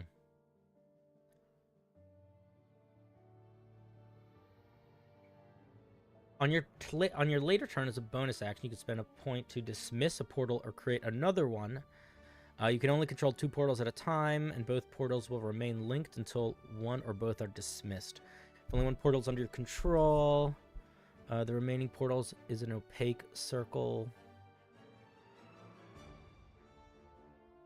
This is so many words. What is he trying to... Just tell me what this does. The way this is written is too much. What is happening here? Yeah. Just explain it to me. That's part of why I need help. Again, so basically, what I want this to do is you can put up the first 2 portals as an action. They have to be within 30 feet of each other. Mm-hmm. You can then move from where you were and create another portal. So like, it'd be like putting 2 portals on the same wall of a building. Oh yeah. Okay, I think I understand what's happening. I'll tell you what's happening here. I think you want this to do too many things. Mm-hmm. I think you are trying to put too much power in this too early. Yeah. Because where this is getting complicated is you're not just creating 2 portals. You're now creating another portal that can dismiss a first portal. And then beyond that, you also can like use your reaction to do stuff with them too. Like that all... You acknowledge how powerful this is. Mm-hmm. Giving it these extra features jammed in at 3rd level is not helping at all with making it understandable or balanced for power. So none of these features should be here. If they're not helping accomplish the goal right now, they're not helping. They might be able to come in later, but really, if you want this thing to be simple and work at level 3, it really can't be much more than you create 2 portals, people can travel between them. Okay. Because even that is a 5th level spell, basically. Yeah. It's not quite as powerful as a 5th level spell, but it's pretty fucking close. So by giving it more stuff, I get the vibe of trying to sell more, like trying to sell like the action of it, like you're closing portals, you're opening portals, like it's very action movie kind of vibe. But from a D&D perspective, I think it's too much at level 3. Because to be honest, I'm a little concerned of the power level of just being able to open 2 portals, like just this, is pretty strong. You know? Yeah. So I want to say 2 things. One, I think really the way you solve the 3rd level is you remove everything after the first paragraph, first of all. The other thing that I want to say, and again, you could maybe put it in later levels if you want, but we don't need this right now. Make the portals out for a minute, make them out for some amount of rounds. They last an amount of rounds equal to your intelligence, whatever. But limit how long they're out. You can activate them, they're out, and then you can dismiss them early as a bonus action or something like that. Okay. Beyond that, I think maybe I missed it, but is there specific language in here for how the portals are interacted with? There is, under the placement requirements, there is, and again, that's just a massive wall of text, and it's to the point that like Okay, yeah. So first of all, this should not be. We're just gonna remove this whole section because you don't want your explanation for how the portals actually work to be hidden at the bottom. You want it to be when we're describing the portals. Otherwise, we're gonna get confused as like where to find it. Portals are large enough for a single medium or small creature to pass through, or up to 4 tiny creatures. Creatures of the large size or greater cannot fit through. I don't think we need most of this language. A willing creature, as well as any object, liquid or gas, environmental hazard or spell, enters one portal. So I think all of this is overcomplicating. I think the problem is you're trying to, and maybe it's not a problem, but if you feel like it's too much, it is a problem. I think you're overcomplicating the portals because you're trying to describe it so it is essentially what it would be in a video game or in real life. And you can't make it that. D&D is not designed to function like that. And even the most well-written things in D&D, they're not designed for the complexity of every circumstance in the real world. I mean, you could even just look at Baldur's Gate 3 versus D&D. Like, there's way more mechanical interaction between environment and elemental stuff and spells and stuff in Baldur's Gate 3 than there is in D&D. And the reason for that is Baldur's Gate 3 is run by a computer that can just account for all of that stuff. The reason for that is this amount of text is too much, and probably even beside it being too much, it's probably not even accounting for all of the circumstances that would need to be accounted for if you were treating the portals as literally portals, you know? Yeah. So I'm going to suggest you go in one of two directions here. One, you make the portals literally just teleportation nodes. Simplify it like that. The other is you could look at a monster that does something similar, which is called a boggle. Are you familiar with the boggle? I am not. So the boggle has an ability that is, I don't know if it's the legacy of the, which one, but the boggle has an ability, Dimensional Rift, that is literally what you are trying to make. I'm just going to read it to you. As a bonus action, the boggle can create an invisible, immobile rift within an opening or frame it can see within 5 feet of it, provided that the space is no bigger than 10 feet on any side. The dimensional rift bridges the distance between that space and any point within 30 feet that the boggle can see. That part's not exactly it, but here, let me read this next part. When next to the rift, the boggle can see through it and is considered to be next to that destination as well. And anything the boggle puts through the rift, including a portion of its body, emerges at the destination. That's the language you want. Beautiful. That's going to do a lot of work for you. I also think you have to think about how powerful that is going to be if other creatures can use it, and you can decide which other creatures can use it. If you can decide which other creatures can use it, that means that it essentially only your allies can use it, which essentially means all of your allies basically get half of the Echo Knight vibe, which is really strong. So you might want to limit who can use it or to what extent it can be used, or really not limit it so bad guys can take advantage of it just as much as you can. Okay. All of that's worth thinking about, but I think that will help. Beyond that, I think the other thing that I wanted to bring up, and I don't know what the solution is here, but I do think it's worth thinking about because it is a thing. I don't know how I feel, and maybe chat's going to disagree with me here, but I don't know how I feel about getting so many teleportation spells and having the thing we get kind of also be teleportation. Like, I almost want something different somewhere.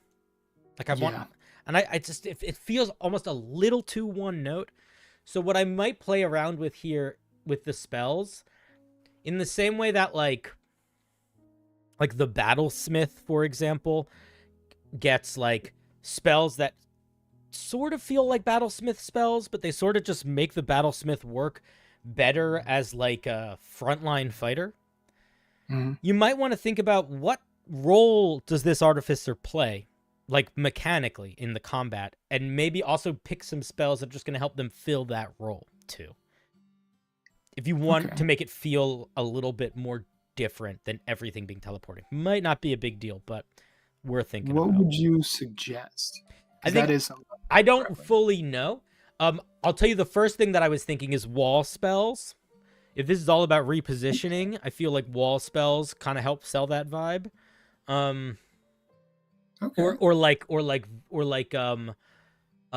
Area of effect spells that fuck with vision or line of sight, like darkness or fog cloud.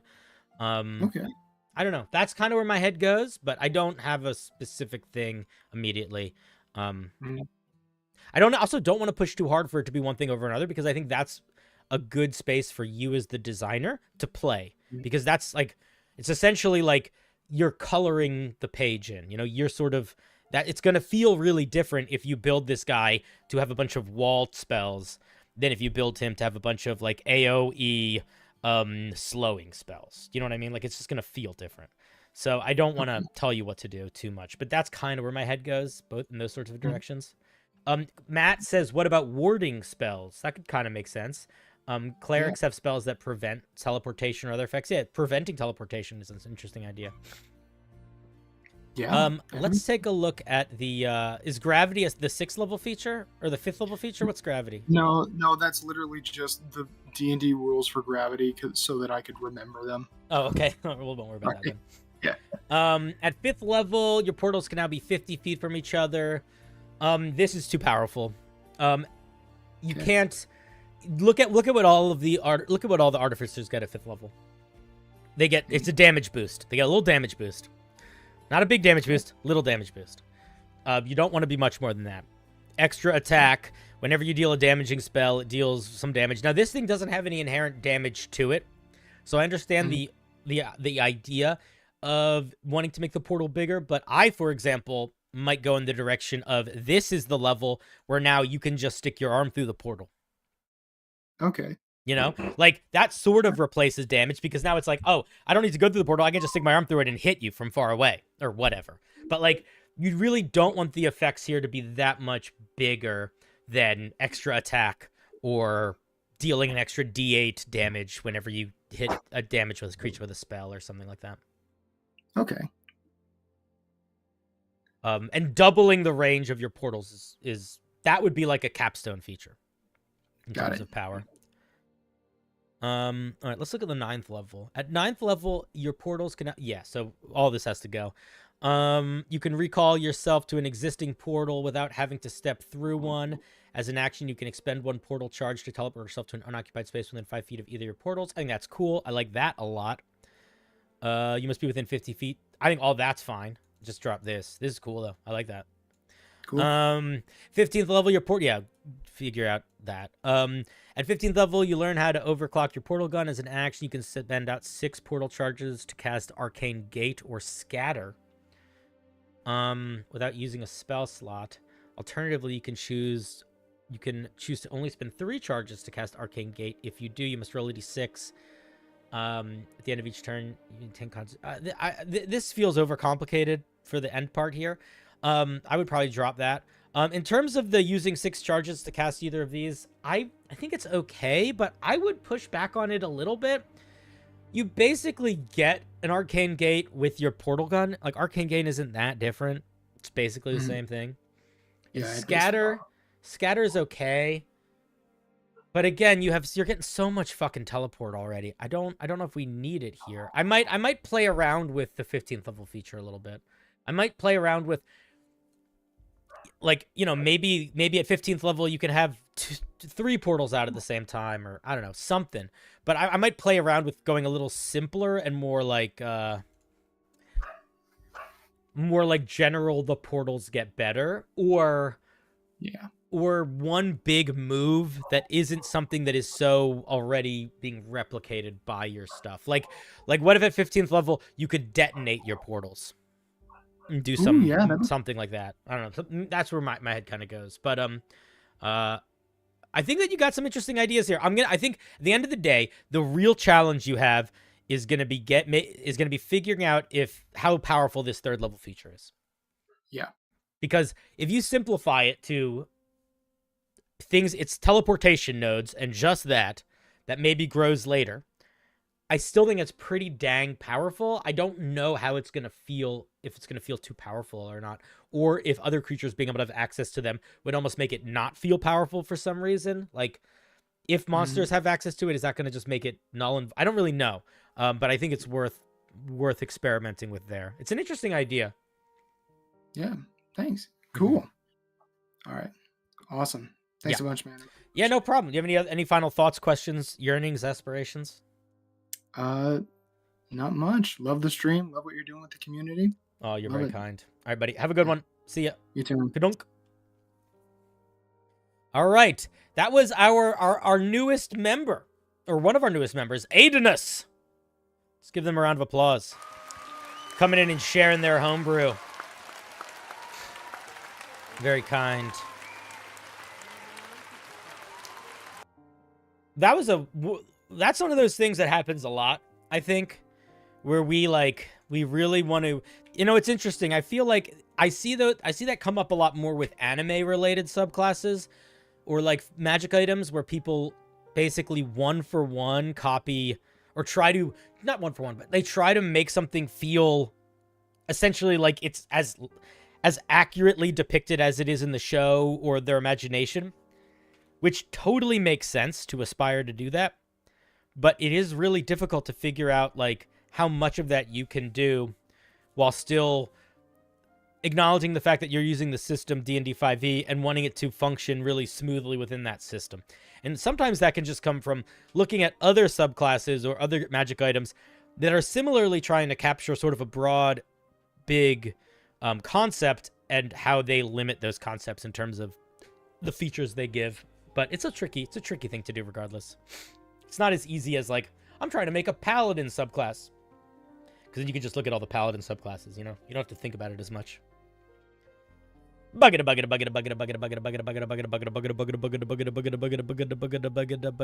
I add seahorse? I did. Brent, I think. It's Brent. Ah, Brent. Our brother from across the pond. This is, you just wrote unbridled daftness. Oh, lordy. Oh, lordy. What does that mean? Unbridled daftness coming from you. I'm not, like, nervous. But I'm a little nervous. The utter bugbear. Yep. My nervousness was justified. What the fuck?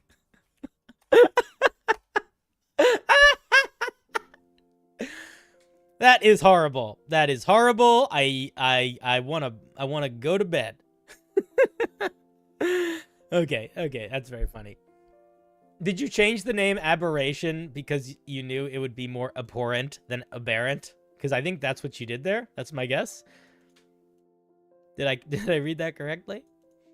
Okay, so you don't know what challenge rating this thing is supposed to be. Awesome. Cool. We're gonna help you with that. I'll tell you right now, it needs a shit ton more hit points. Chat. Why does this need more hit points? Brent made a little mistake that if he fixes, it'll be better. Do you know what's the mistake that Brent made? It's a very common mistake. Totally reasonable. It's large. It's a large-sized creature, yeah. So when you're making creature hit dies, the hit die is determined by the creature size. So if it's a large creature, it actually uses a d10 for hit die. So when you're calculating it, it'll probably end up being a bunch more hit points if you calculate it with the proper hit die size. But realistically, I'm just skimming it. If this thing is hitting with a +8 and doing 1d12, 2d6, etc., 2d8 plus some crazy number, why is it getting +6 here?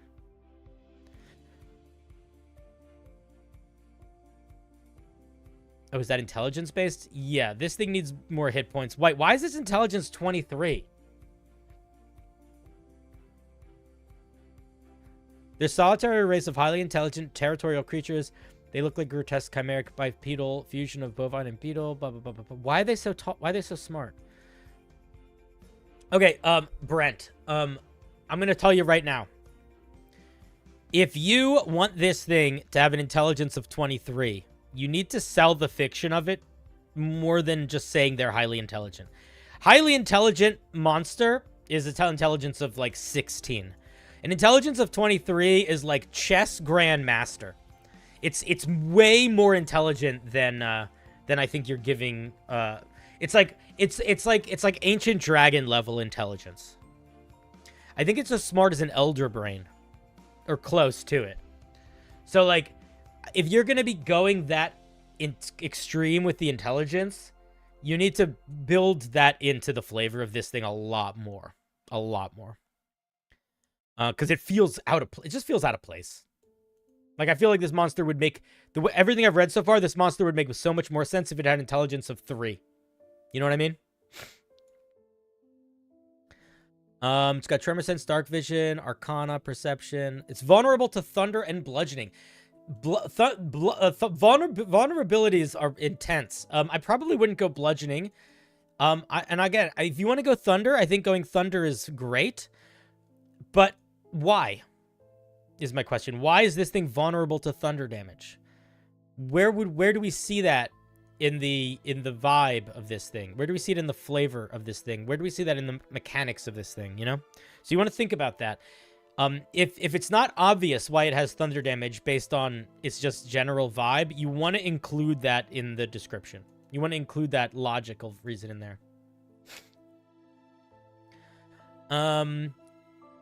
If the utter bug takes cold damage, its chitinous carapace becomes brittle and stiff, reducing its movement and nullifying its resistance to piercing, slashing damage until it takes fire damage or gains health. Okay. If it takes more than 16 lightning damage in a turn, it becomes afraid of all creatures until the end of its next turn. Why? I think that's okay. I'm going to say I would probably change this to say if it takes lightning damage, it becomes frightened of the source of the lightning damage. To simplify it a little bit. I think 16 feels really arbitrary. Why all creatures, you know? And then it has Maul, which is a pretty heavy hitter. And then it has Bicornal Blast, which is some sort of elemental damage.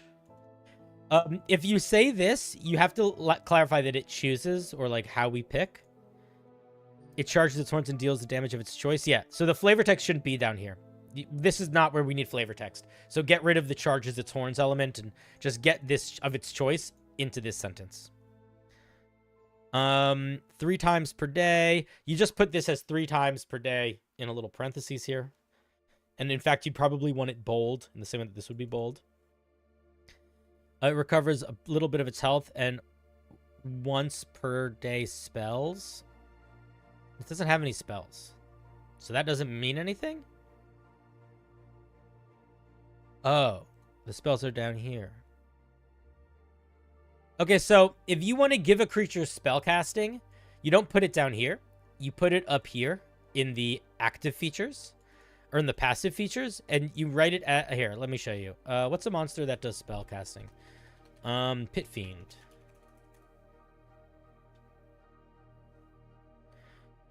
Pit Fiend, this is how you write it. Innate spell casting. You see how it's not in their actions?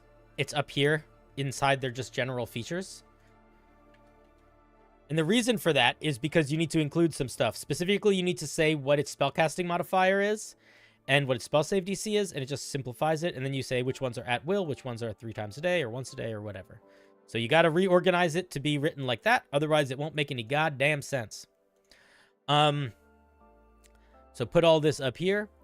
What spells? Invisibility, polymorph, banishment, fireball, counterspell. Again, I'm going to ask, why are we getting these?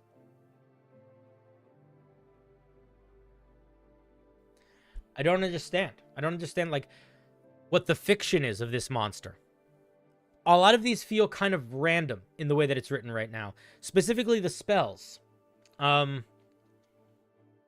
I would also argue the features. Like, it doesn't... I feel like my question is, what is this monster supposed to feel like?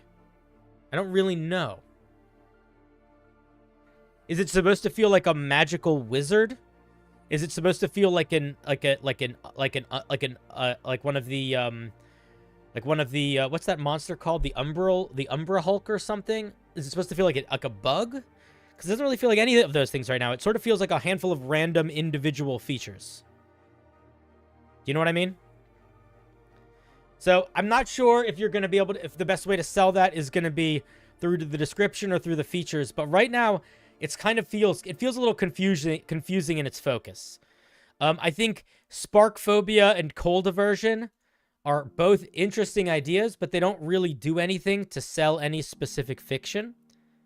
I think the fact that it's a wizard is kind of interesting, but like, why? Where is that in any of the lore or in any of the mechanics, other than the fact that it just gets spellcasting? Why is its intelligence as high as essentially an ancient dragon? These are the questions. Why is it immune to being charmed? Like, I think it's realistically, I don't know what challenge rating you want this monster to be. Also, it probably should have multi-attack. But if it's getting all these spells and it can like summon spells again, if you can get the hit points to be a little bit higher, it's probably up there.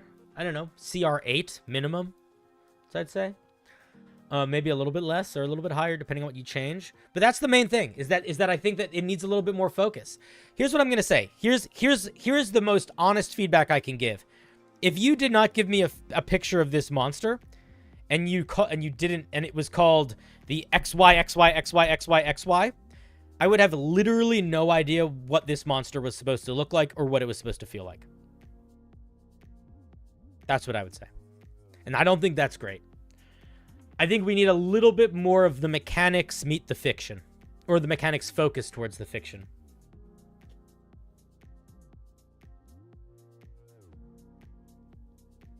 Does that make sense?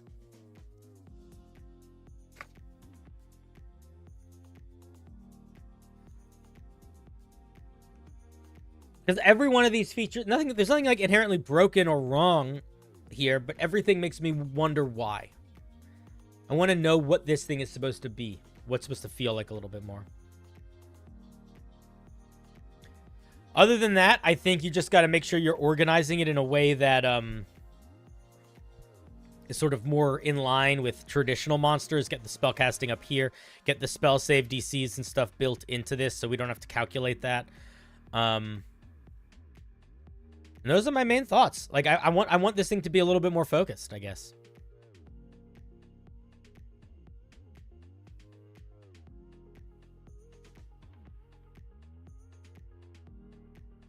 That makes sense. Was supposed to be a boogeyman wizard that appears if you say its name 10 times fast.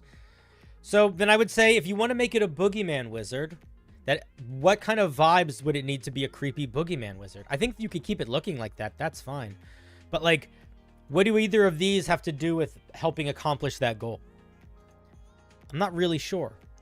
Why is it getting the ability to super blast energy at a creature? Or why is it, why these spells? Why does it have the ability to recover hit points and spells? That's the question to ask yourself.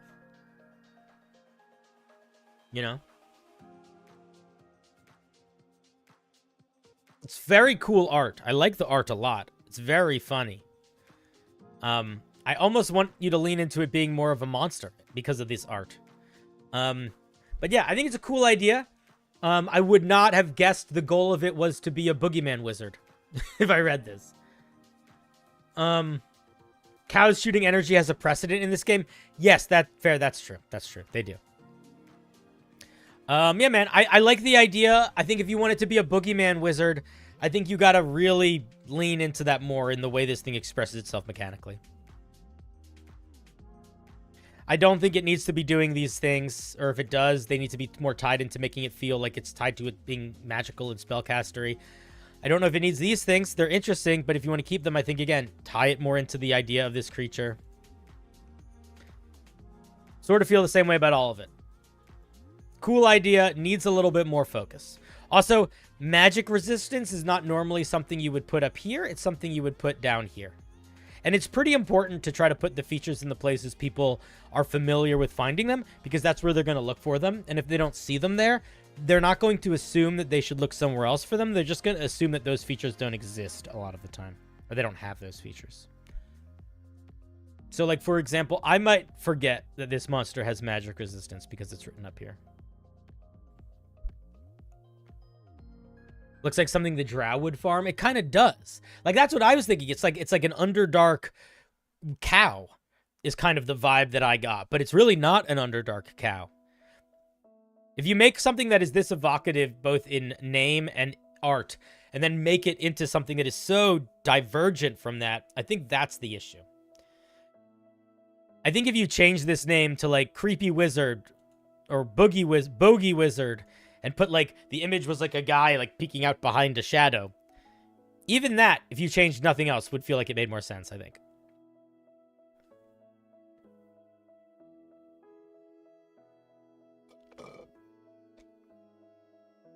I like the beetle cattle idea. I think it's just the name was the whole point. But then why is it a wizard? That's what I'm saying. Is like, if the name was the whole point, then make it the name. There's so many things in here that don't align with that. you know? Because I asked earlier what you said the point was, and you said the point was supposed to be a boogeyman wizard. So is the point to be a boogeyman wizard, or is the point to be an utter bug with this art? And if the point is both, then you need to figure out what the middle ground is between those two things. Do you know what I mean? I think any of those are good ideas. I think a utter bug, great idea. I think a bogeyman wizard, great idea. I think a utter bug bogeyman wizard, great idea. But all three of those ideas, they need to be focused on being those ideas, as opposed to being aspects of each of the ideas put together. Luckily for you, you're in a pretty good spot now, I think, because you have a handful of features, all of which work. Now you just have to decide which ones you're keeping and which ones you're dropping. And then the ones that you drop, what are you replacing them with? Which is kind of a fun place to be, I think, in the design perspective. Because you don't have to build a lot from scratch anymore. You have a lot of stuff here on the page that works. You know? You're going to make it buggier and uddier? Udderer? That's hard to say. Oh man, I really like the art. I like the idea. I think it's fun. I think just pick a lane, focus in. I see you in the chat. Do you have any questions, comments, concerns before we move on and say goodbye to this piece?